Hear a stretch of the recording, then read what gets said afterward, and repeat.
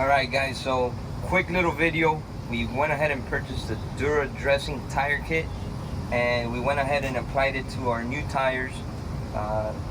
They're the Geolanders all-terrain Go 15s.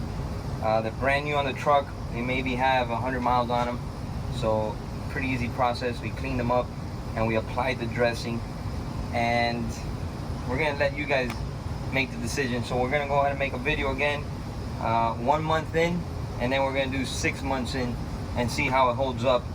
But basically we went ahead and cleaned them as per the instructions, and we applied 3 coats to each tire. So check it out and let us know in the comments below if you used it before, what you think.